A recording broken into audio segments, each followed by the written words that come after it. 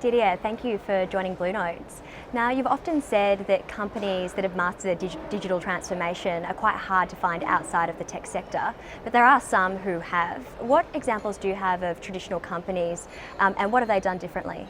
Okay, so we do find some. They're not the majority, of course, outside of tech, but we have found some good companies in all form of sectors. So two examples would be.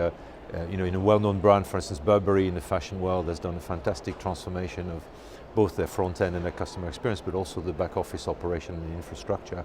At completely the other hand, with a company like Codelco, which is a Chilean mining company, government owned, who has done a fantastic roadmap for their transformation using all form of automation and connectivity. So really right across sectors you find companies that are demarking themselves from their own industry.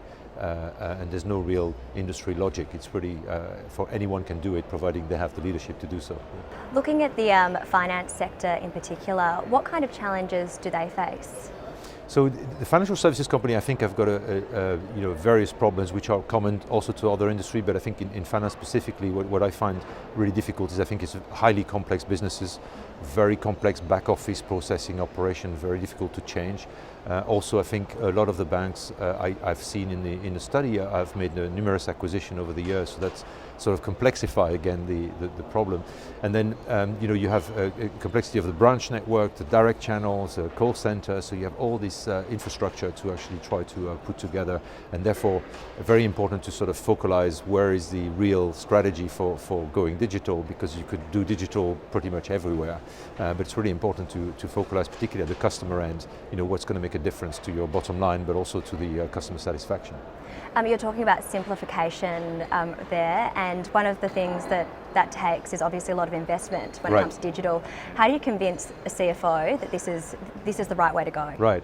So I mean, none of this is for free, for sure. So whether you do simplification or even if you launch a greenfield type of operation, everything costs money.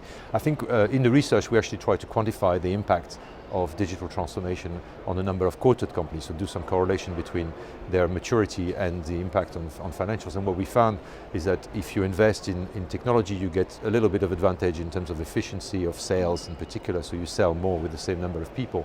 But the main finding was really around profitability. So if you run your transformation properly around vision, governance in particular, and the way you organize your program and the way your IT works with the business, then the number was 26% potential profit advantage. So that tends to start getting the interest of CFOs because it makes a marked difference to business performance. That's a pretty significant increase. It's pretty significant, yeah. So if there's a company looking to transform digitally, what's the one thing that you would recommend that they do? I think from all the people that are, there's a lot of companies that are on the way, if you will, to transform, but I think for companies that are really scratching their head and say, okay, we buy digital, how do we get going? My number one coaching would be start at the top. So it's you need to have a lot of capability bottom up to actually make the change happen, but you need to have alignment at the top around your priorities, around how you're going to do the investment, who pays, how do you organize the governance of the program, because nobody really owns digital it's marketing, it's IT, it's all the business function. So it's really around getting this alignment at the top, so you can start commit to a program and then sort of roll down your roadmap and then prioritize.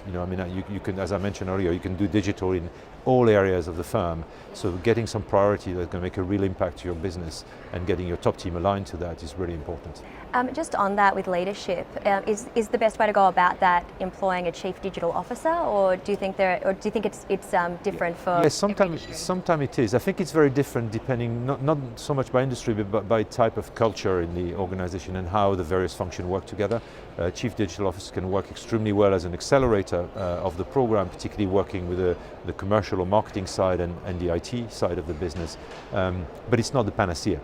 You can do a lot of companies have done transformation without chief digital officer. It can also be a source of conflict if your IT and your marketing are already fighting. Adding a third person is not going to solve the problem. So it could be a very useful tool, but not the panacea. Yeah. Great. Thanks for your time today. No problem. Thank you.